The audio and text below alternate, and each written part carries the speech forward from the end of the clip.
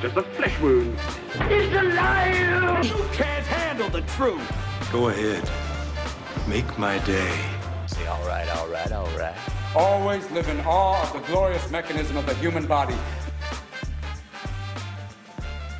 Hello, and welcome back to another episode of the Soft Tissue OT podcast. My name is Jordan, the Soft Tissue OT, and today's podcast we are talking all things Achilles tendinopathy. So if you haven't already, I highly recommend you go and check out our previous podcast episode talking about all things tendinopathy specifically, and why we no longer use the word tendonitis. So if you haven't checked out that one, it gives you great insight and some background into tendinopathy, relatively short episode. So go and check that one out first, then come back and check out this one on Achilles tendinopathy specifically. So Achilles tendinopathy, let's get stuck into it. First things first is the podcast. We're going to run through the anatomy of the Achilles. We're going to talk about the demographics, so who this commonly affects, the common signs and symptoms, and then we're going to talk about what you need to do to rehab this issue and get you back to performing all the occupations that you like to enjoy. So first things about the anatomy itself. So the Achilles tendon is the largest tendon in the body and is also the strongest tendon in the body. Now, the Achilles tendon originates from the gastrocnemius and soleus muscles. So these are your calf muscles at the back of your lower leg. And the gastrocnemius is the more superficial outer ones where you've got two muscle bellies either side. And then your soleus is more deep muscle, and it is named soleus because it looks like the fish sole, and it sort of runs nice and flat all the way down. So the Achilles tendon starts by attaching to those two and then comes down and attaches to your calcaneus, which is the big heel bone at the back of your foot. Now, the job of the Achilles tendon is to transmit the force from the calf musculature down into the foot. And specifically, it does what we call plantar flexion. So if you imagine your foot, if you're curling your toes up towards your heel, sorry, if you're curling your toes up towards your shin, then that is dorsiflexion. Now, if you're pushing your toes downwards away from your shin, that is plantar flexion. So when you're doing a calf raise, for example, you're plantar flexing. So the job of the Achilles is to connect those muscles from the calf musculature when they're contracting to transmit that force down to the foot to help us plantar flex. Now, the forces on the Achilles when we're doing normal activities such as walking and running are actually quite big, and people don't really understand the magnitude of these forces. So there's been some really great studies that have looked at that, and specifically one that was done by Kumi et al. In 1992 is often referred to. And in this study, they basically looked at how much force parts of the lower limb have to tolerate during the running cycle. Now, the Achilles tendon itself has to withstand upwards of 12 times body weight during running. 12 times body weight, that's massive.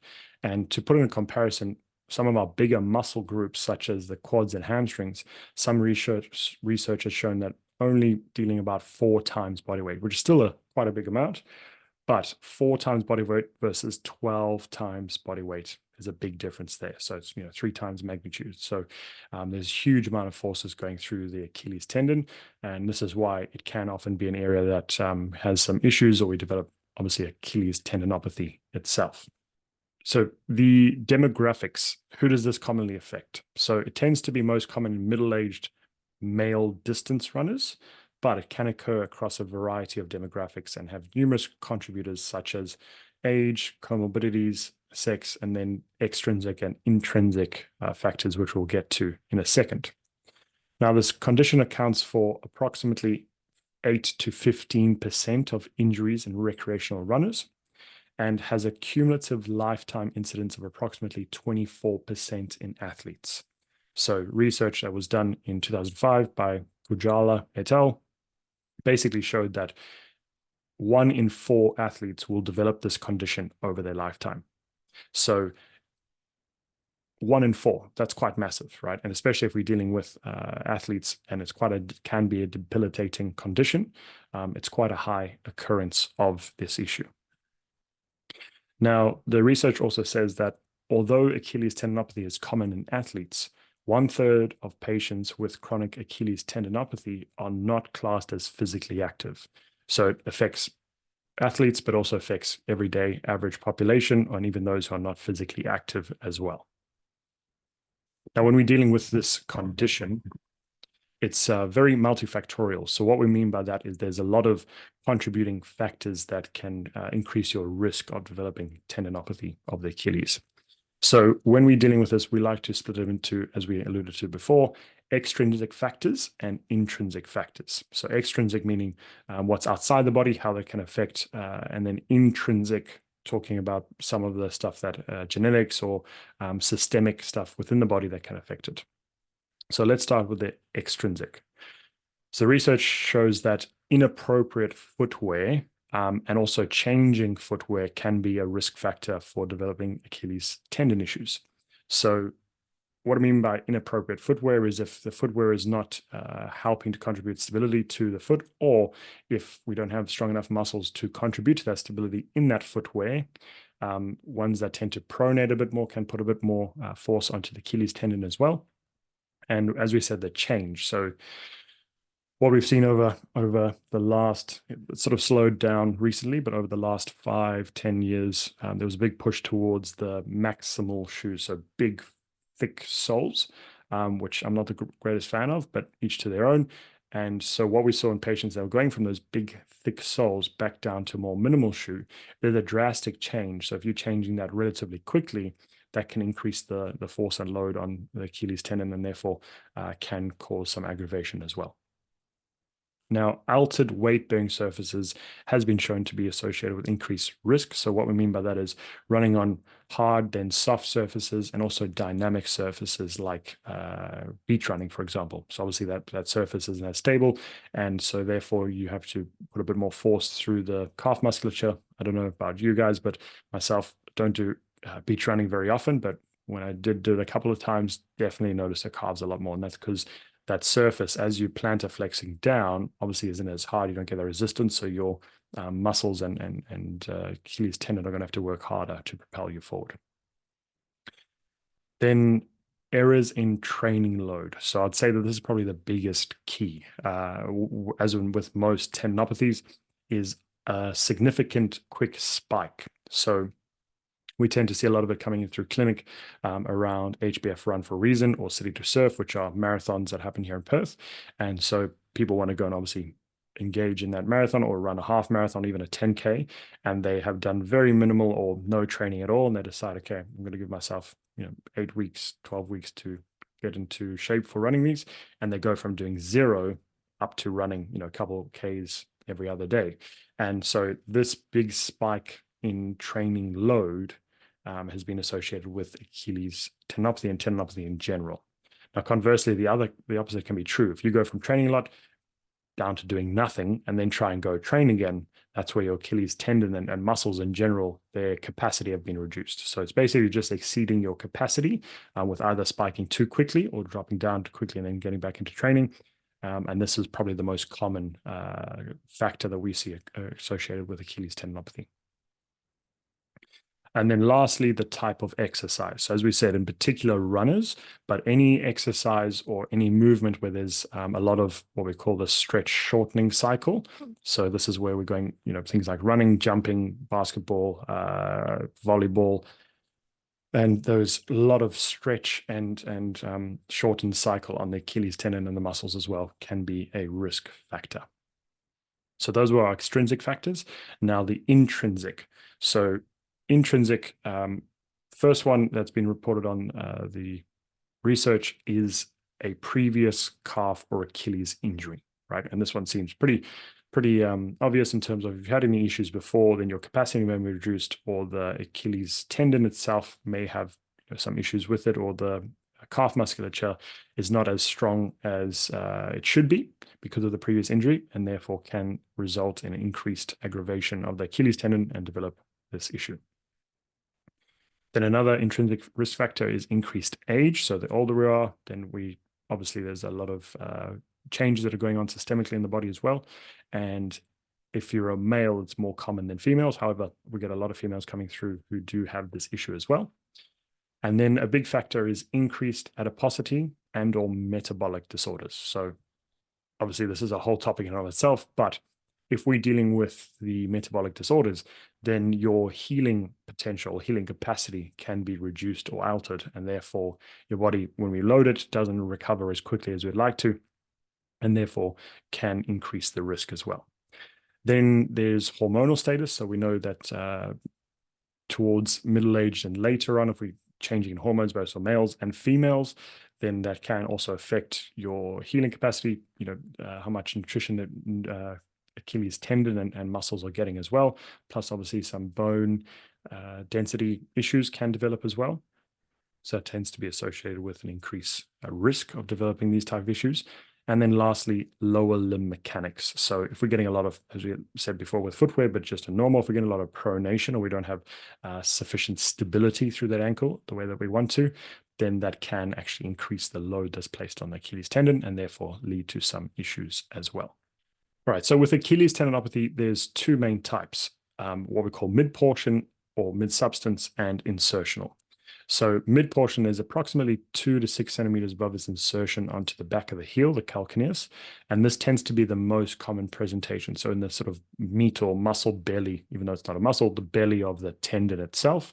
And then we've got insertional, which is where the Achilles tendon inserts down onto the calcaneus, onto the actual bone itself. Now, I'd also like to point out that sometimes Achilles tendinopathy can be misdiagnosed. So we can have a peritendon issue, which is the covering of the tendon as well. And this one tends to act as slightly different. It presents pretty similar, but there's slight different variations. So make sure you do get it assessed to check it out to make sure that it is actually Achilles tendinopathy. Otherwise, the rehab side that we're going to get to can actually cause more aggravation if it is a peritendon issue rather than a true tendon issue. But those are the two main types, the mid portion, which is most common, and then we do get insertional as well. Okay, so the symptoms. When we're dealing with most tendons, there can be pain when we're squeezing the actual tendon or compressing the tendon itself. So with the Achilles tendon, if we squeeze the tendon in the mid portion or mid substance, or applying pressure directly to the heel bone, particularly for insertional Achilles tendinopathy.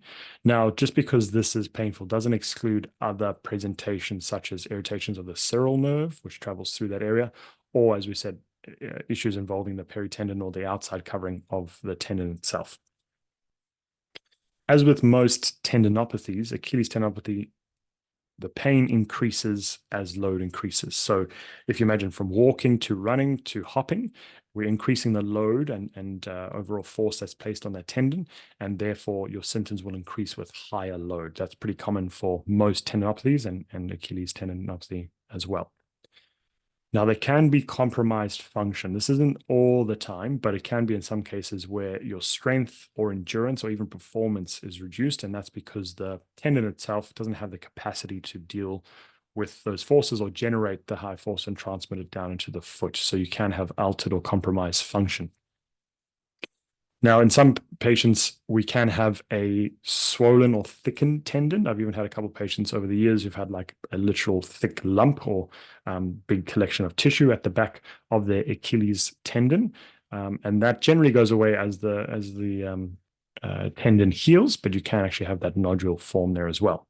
So morning stiffness is a common complaint or common symptom that patients will describe, particularly with first 5-10 minutes when we're up. The Achilles can be quite grumpy, and this leads into the warm-up phenomenon, which we spoke about in the previous tendinopathy specific podcast, where tendons follow that warm-up phenomenon. So for example, if you're running, your first 500 to a K will be quite tender, and then as the tendon warms up, gets a little bit more blood flow, the symptoms will reduce. They might not completely go away, but they will reduce, and that follows that same warm-up phenomenon in the Achilles itself.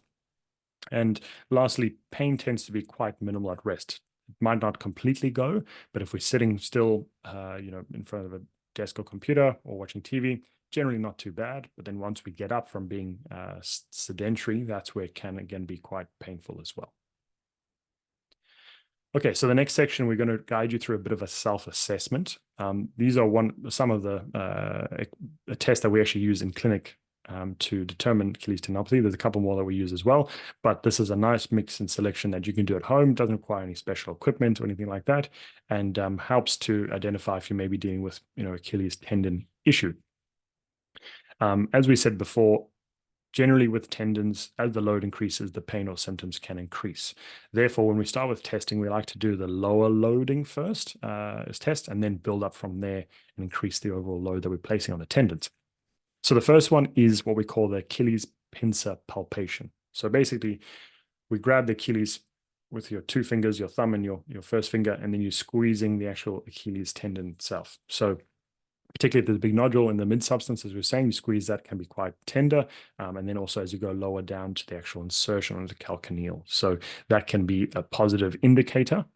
And we always like to compare to the non-affected side. So, if you've got Achilles on your right foot, squeezing that one, feel how painful it is, and then compare it to your left side. And if there's a significant difference, then we classify that as a positive test.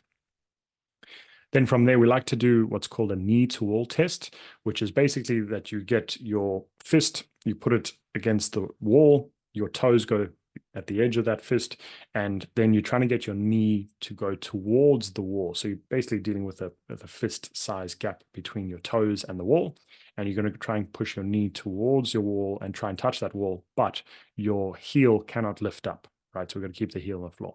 So we generally start with one fist, and then if you're able to do that, we go double fist, and then you're looking for discrepancies between one side and the other. Generally, the way it's done is you measure that length from the wall to where your toe is, and then that'll give you the indicator. So like I said, one fist, two fist roughly gives you a rough guide. You can obviously use a ruler if you want to be a little bit more precise as well. So we're looking for a drastic difference between the affected side and the non-affected side.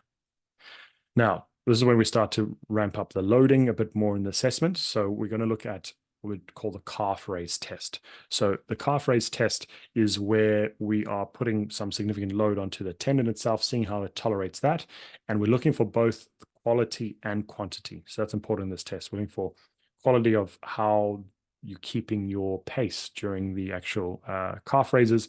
So with that, we like to do or use a metronome. We'll often just have it on a phone, roughly about 30 beats per minute, and we're trying to follow that metronome. So up, down, beep, up, down, beep. We're trying to keep to that rhythm, okay? Now, when we're doing this calf test, we like to do single leg, and you should be able to get a healthy tendon, a healthy calf musculature. You should be able to get 25 reps. However, in saying that, not everyone will reach that, but we should be able to reach that. And again, this is where we test against our non-affected side. So, if you're getting 23 reps on your non-affected side and 22 reps on your affected side, we'll call that pretty much even, versus you're getting 23 on your non-affected, and then you can only do 9 on your affected side. That would be a positive test as well. But it's a great indicator, and a benchmark that everyone should aim to get is 25 single calf raises with good consistent pace of those ones as well. Then from there, we like to go into what we call double hopping, or ankling sometimes is used as well. So you're basically just on flat ground and you're just going to hop. We like to do about 10 hops to get enough load through there. And then from there, progressing to the final test, which is single leg hopping. So obviously you're going to increase the load because now all the body weight's going down through the one Achilles tendon. And so we're increasing that load that's placed onto those guys, and these can be quite provocative. So generally like to go again 10, but most patients they'll do about 5 and stop because the pain increases quite significantly. So that's a nice self-assessment to run through. And with these guys, it's always good to have some reference to work back to. So, as you're rehabbing it, a week later or 2 weeks later, go and perform these tests, and you can, see the difference in how you're improving with those ones as well. But generally, if those tests are positive, we would say that you've got Achilles tendon issues, most likely Achilles tendinopathy as well. Okay, so once we've got the diagnosis of the Achilles tendinopathy, now it's on to the rehab, right? So what do we do to fix it? How can we get back to performing the activities that we want to? So with any tendon issue, it's about managing the load. So load management is key first, right? And for the rest of the rehab, but in particular, the first step is to temporarily reduce the overall load that's placed on the tendon. Now, the way we work, or myself in particular, we try to keep our patients as active as possible, and we try to give them as much leash as possible. So we'll try not to minimize too many things. However, we do need to reduce the overall load that's placed on the tendon temporarily. And that's just to help with symptoms, but also to buy us a little bit more capacity or a little bit more of a buffer to perform the rehab exercises, because they themselves are quite a bit of load. So we want to make sure that we're not overloading that tendon, keeping it aggravated and keeping it grumpy. So temporarily reducing the load on the tendon is key. And then the second important step is to reduce the compression in the Achilles. So no stretching, because that's going to increase the tension and compression on the Achilles tendon. And this doesn't fix the issue. Like most times, stretching is not the answer. And also foam rolling it, don't foam roll it. Try not to poke it more than you need to. A lot of people will just poke it to test if it's still sore. Try and stop doing that because that can cause irritation. And then in some patients, we'll even recommend them getting a heel lift. We'll obviously refer them off to a podiatrist specifically for it, but putting a little heel insert into the shoe, heel lift just helps to reduce the tension and pull on that Achilles tendon. That can be beneficial for some patients as well. So once implementing those load management keys, then if we're dealing with a very, very reactive tendon, so it's very painful, very provocative in things that we do, we'll sometimes start off with what I like to call -1 of the rehab phase, which is basically some very gentle isometrics. And we're just trying to get the symptoms under control. So if we're at this -1 phase of the rehab, then it'll be things like seated calf raise, but isometric. So you're sitting there in a seated position, raise both calves up, hold for 10 seconds. And then if you're able to tolerate it, doing stand up on a flat floor, same thing, raise up, hold for 8 to 10 seconds. And we like to do about 10 reps of those. And we're looking at twice a day with those guys if it's very active. And this is only, it's not everybody. I'd probably say it's about 5 to 10% of the population that we see with Achilles tendinopathy is very reactive. And the rest of us can just go straight into that phase 1. Now, as we've said before many times, the key with tendon is loading, and we need to appropriately load the tendon. So it seems counterintuitive, but load actually helps the tendon to adapt, which we again spoke about in the previous tendinopathy podcast episode. So if you want more information about that, go check that out. And also helps to reduce the symptoms as well. Now, what you got to keep in mind, particularly as we progress through this rehab, is that the Achilles tendon is required to tolerate significant load, as we discussed before, 12 times body weight, upwards of that, right? So we need to build that back up. And with that, we've got to load it obviously progressively. So we need to do that in the right way and progressively improve the capacity of that tendon, okay? So with Achilles tendinopathy, we follow a rehab-specific protocol, and generally there's 4 phases of this one. So phase 1 is about symptom management. Phase 2 is what we call a recovery phase. Phase 3 is rebuilding, and then phase 4 is return to sport or high-level loading. So this is what we like to follow with our rehab exercises. So these exercises themselves, when we start off with the first phase, and even the second phase as well, we are relatively lighter load compared to what the tendon's actually capable of handling. So with that, we're doing it actually quite often, and we're going to start off with it daily. So a lot of patients will feel like this is too much, but it's actually enough load to get things to adapt, because that's the key with the Achilles tendon. We've got to make sure that we're loading that tendon enough to actually reorganize itself and build up its capacity. So I like to often say that we're basically stoking the fire in the initial phase. We want to keep stoking that fire frequently enough to keep the tendon changing and adapting. So phase 1, symptom management. This is roughly week 1 to 2. And what we're looking at status at this point in time is that there is pain and difficulty with pretty much all activities, difficulty performing 10 one-legged heel raises, and also the aim of this phase is to progress loading up to 100% body weight with slow movement. Okay, so this consists of 4 exercises, 3, 4, and I'll run through, and then we're going to talk about the reps and frequency as well. So firstly is 2-legged heel raise standing on the floor. Now in this phase, we're going to do them all on the floor because we don't want to drop down past parallel. So if you imagine you're doing calf raise on the edge of the step, as we lower down, the heel passes the toes in terms of height, and that's dropping down below the height of the step, and you're actually increasing the pull on the tendon, but also the compressive force of that insertional part of the Achilles tendon as well. So we're starting on flat floor. We do 2-legged heel raise standing on floor, 10 reps of them, and 3 sets. Again, we're looking for quality and control here of these exercises. So nice 10 controlled reps. Then the second exercise is 1-legged heel raise standing on the floor. Again, going through nice controlled rep and 10 reps of them, 3 sets. Then we move on to eccentric heel raise standing on the floor. So this is where you go up with 2, and then you lower control down with 1. And when we're dealing with the eccentric phase, this one we like to spend a bit more time. So we generally like to say up 1 second, slowly lower down for about 3, roughly around there, 3 to 4 seconds. Again, 10 reps, 3 sets. And then finally, seated heel raises. So in a sitting position, both legs on the floor, and you're just doing calf raises in that position. Again, controlled quality, and 10 reps, 3 sets. So all of those exercises will be done once a day. Generally like to do them all together. Sometimes we can split them up a little bit, but generally like to do them all together and once a day with those guys. So all of them 10 reps, 3 sets. Okay, phase 2. So generally this is roughly around the 2-week mark and goes up to 5 weeks. So we generally like to do about 3 weeks, but again, each person is going to be individual, so we'll tailor it around their specific needs.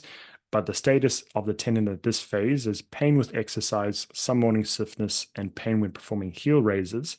But generally, we're starting to see the tendon calm down a little bit. Symptoms have got a little bit more under control. And the aim of this phase is to increase the speed of movement and external resistance on the Achilles tendon. Okay, so for this phase, we do 2-legged heel raises standing on the edge of the step. So this is where we start to increase that range of motion through that Achilles tendon. So we do 2-legged heel raises standing on the edge of the step, and we like to do 15 reps, 3 sets. Then we move on to 1-legged heel raise standing on the edge of the step. Again, increasing the range of motion. Same thing, 15 reps, 3 sets. And then eccentric heel raise standing on the edge of the step. So again, you're going to go up with 2 and then lowering back down with 1. Same thing, 15 reps, 3 sets. And then you do seated heel raises, 15 reps, 3 sets. And then we can start to introduce at this phase as well, quick rebounding heel raises, what we refer to as ankling. So it's basically where your toes are going to stay on the floor and you're just going to do quick rebounding up and down, up and down, up and down. And we do 15 reps, 3 sets of these. So again, phase 2 is going to be once a day. And again, we're going to keep that stoking that fire. So that's why we're doing it quite consistently. Okay. Then we build up into phase 3, which is the rebuilding phase. So this is roughly around about that 3 to 4 week mark, sometimes 5-week mark, and then goes through to about 12 weeks. So the status of the tendon at this phase is that it tolerates the recovery phase quite well. We progress through those guys, and there's not any significant pain. There might be a little bit, but there's not significant pain at the distal end, so that the Achilles inserting onto the calcaneus. And you can have, sometimes patients have a bit more, or sometimes patients have a bit less stiffness. We're not too worried about the stiffness because that's pretty common for tendons, particularly when you're rehabbing them. But you can have a little bit less, a little bit more. And generally the overall tenderness or pain of the tendon is a lot more manageable. So the goal for this rehab phase, the phase 3, is to continue to progress the external resistance placed on the tendon, and then also starting to initiate a little bit of plyometrics. So plyometrics, the way I like to think about them is, they're hopping, jumping sort of exercises, but it's quick force generation and quick force absorption. That's what I like to describe as Achilles or plyometrics. Okay, so at this phase, we're going to do 1-legged heel raise standing on the edge of a step with added weight. So as we said, we're building up the external resistance. So this is where we add weight to it. Generally, again, we've got to be quite specific to each patient, but generally we start with about 3 to 4 kgs, tends to be tolerated well. However, depending on the person, we might, load it up a bit more, 5, 6, 7 kgs, and you can just hold a dumbbell or, a bag with some books in it as well. And you're going to do 15 reps, 3 sets. Okay. Now at this phase, it's only going to be done 2 to 3 times a week. So the initial 2 phases is done every day. And in this phase, phase 3, we start to drop off to 2 to 3 times per week. And this is because we're increasing the overall load. So we're giving the tendon a little bit more time to recover and adapt from that as well.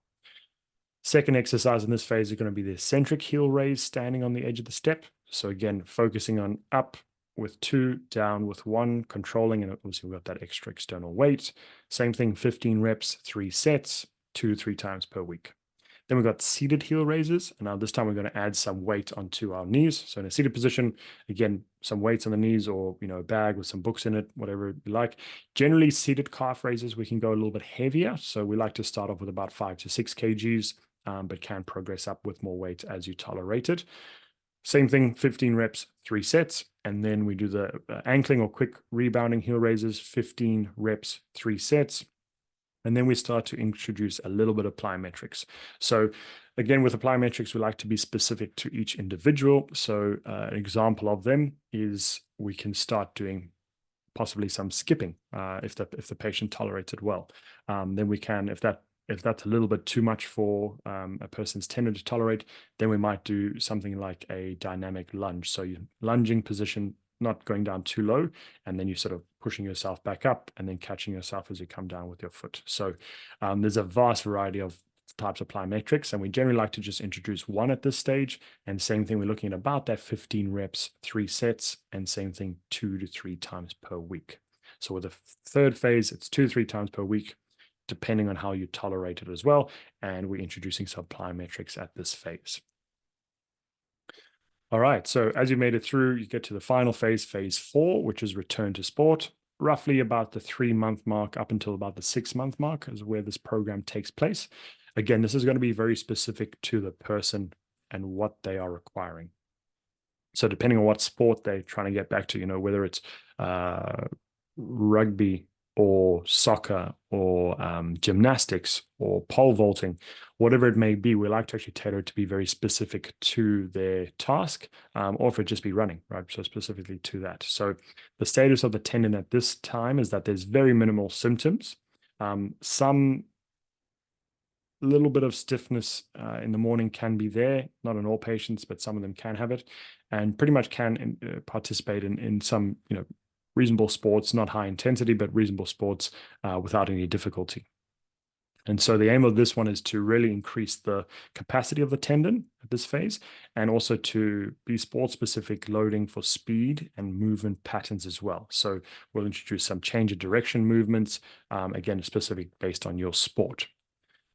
So exercises at this phase, we like to do one-legged heel raise standing on the edge of a step with added weight, but you can even increase from the previous phase. So if you're doing 6 kgs in the previous one, we like to bump it up quite a bit more. So you'll be probably looking around 10, 12 kgs. Again, how you tolerate it is individualized.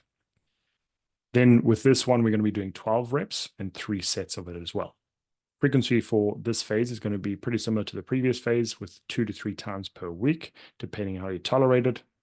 Then the second exercise is going to be eccentric heel raise standing on the edge of a step with added weight, but again, increasing from the previous time we did it. So increase that weight. And then you're doing 12 reps, 3 sets, 2 to 3 times per week.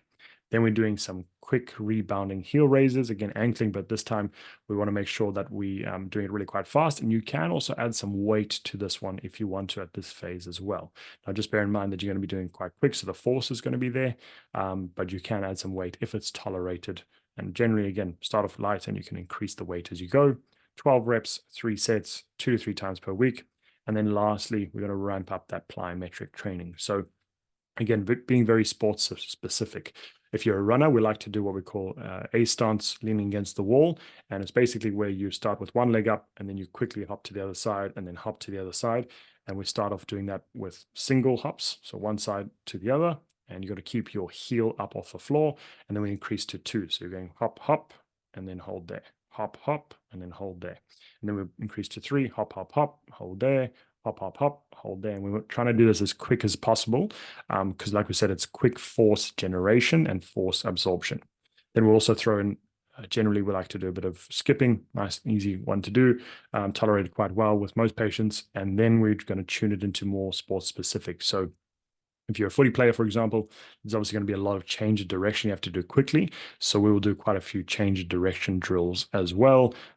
If you're a runner, for example, we don't need to change direction as quickly or as often, generally just running a straight line with a slight curve and bend. So we won't be emphasizing change of direction as much with that, but we'll add in some things like 90-degree lunge hops. So where you starting facing one direction, you hop up and change to 90 degrees, face to the right, hop up, and turn again 90 degrees. So we're looking at quick force generation, quick force absorption.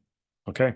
And as I said, 2 to 3 times per week with these guys. And generally phase 3 to phase 4 is where we'll start to integrate some more. We'll get you back to basically your sports and your performing activities, but it has to be modulated in terms of these rehab exercises are quite high load. So you just got to make sure you're managing your overall load over these 2 final phases.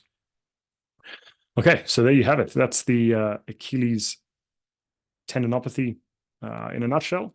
I know we went through a lot, but we talked about the anatomy, talked about the demographics, what actually happens or common signs and symptoms of the Achilles tendinopathy, and then specifically finished off with the rehab. So go through and listen again if you want to, and write these guys down, because it's literally what we use for patients. We follow this rehab protocol and we get really, really good results. And Achilles tendinopathy, the prognosis is really quite good if the management is done correctly. Most of the time, pretty much all of the time, there's no surgery or other intervention required. Sometimes you might search out other options for anti-inflams and those sort of things. But generally, if you follow these ones quite consistently and do the right thing, the prognosis is great, and we can get back to, you know, all those sports that you want to engage in. So hopefully you found this podcast useful. If you've got any specific questions, as always, hit us up on our socials at Perth IPC. We'll be happy to respond with that. But hopefully you learned quite a bit from this one, specifically around Achilles tendinopathy. And if you are dealing with this type of issue, please try this protocol. If it's not working quite as well as you had hoped, come and check us out at the clinic. But as always, keep healthy, keep learning, and keep doing what you love.